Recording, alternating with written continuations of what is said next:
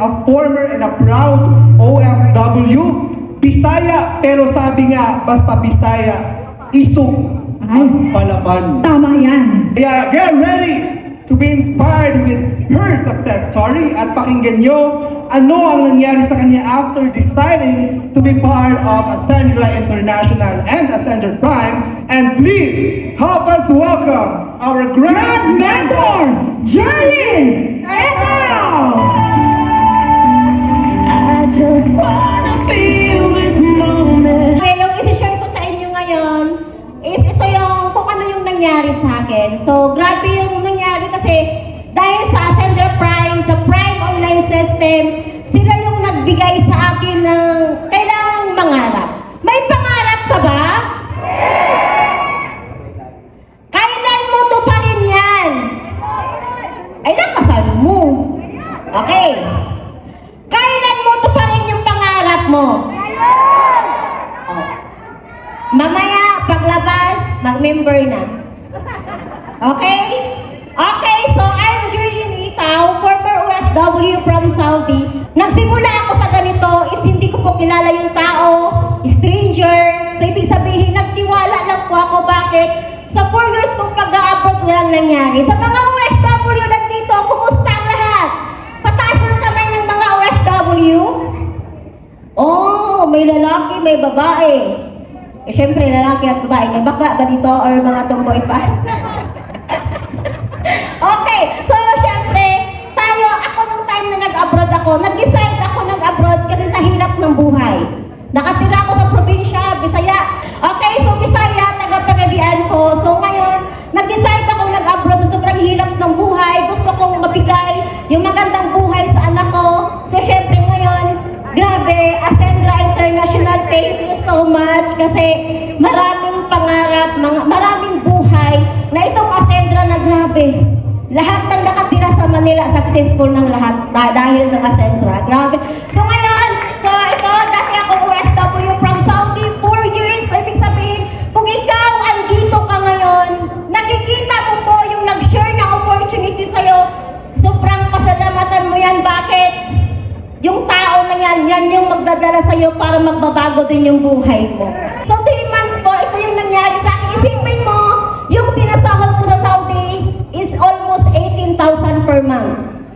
Yung sinabi kanina ni Mami Chuna, wala siyang alam, yung simple lang. Ako, Diyos ko, first time kong pumasok sa ganitong opportunity. Wala din akong alam bakit.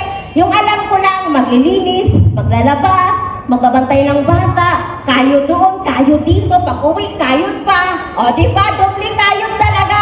So, ito yung opportunity talaga na, grabe, thank you. Kasi ito, isipin mo, almost 18,000 lang kinikita ko sa ibang bansa. Pero ngayon, dito sa Ascendra International, dito sa Ascendra International, sa Ascendra Prime, grabe! Isipin nyo naman, yung dating almost 18,000 kinikita, na kumikita na ngayon ng 6 digit per month. Ito yung first check ko, grabe.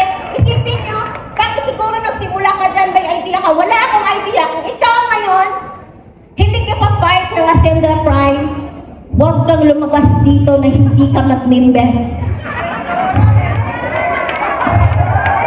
Huwag kang lumabas kasi bakit? Pwede namang lumabas pero mag-member muna. Kasi bakit? Alam ko na sa utak niyo wala pa akong pera ngayon. Huwag kang mag-alala, problema namin yan dati. Pero, sabi nga nila, paraan is the key. Oh, di ba? Siyempre, hindi ka naman makakapasok sa bahay kung walang susi. Hindi ka makakapasok sa Ascendra Prime pag wala kang mag-enroll. Kailangan mong mag-enroll. So, siyempre, baka sinabi mo, baka ikaw lang parang si Checky dyan. Hindi po. Kasi ito po yung time na first Checky namin sa Ascendra. O, di ba? Isipin niyo ba, may mga OFW, estudyante, kasambahay. Kaya kung ikaw, kung ano mang profession mo ngayon sa buhay, na alam ko, sobrang tagal mo na nagtatrabaho din, lahat gagawin mo para sa pamilya mo. This time, andito na si Ascendra Prime. Okay, ito yung total sa 3 months, 545,000. Ito yung pinakamaganda kasi isipin ko yung dating OFW in just 3 months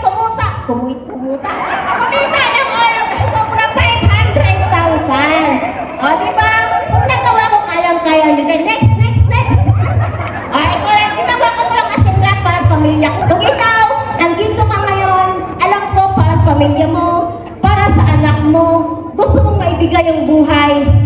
Ang tingnan mo kung araw-araw kung para saan ka gumigising. Ako, gumigising ako at humihinga para sa pamilya ko, kaya tinarbaho ko yung Asentra International. Walang yumaman sa puro pagod, tama?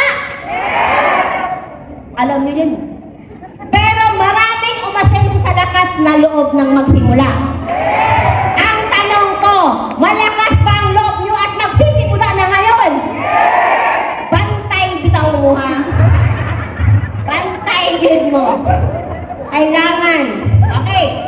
Kaya huwag mong hintayin ang tamang oras. Dahil ikaw ang gagawa ng oras para umasenso ka. So yan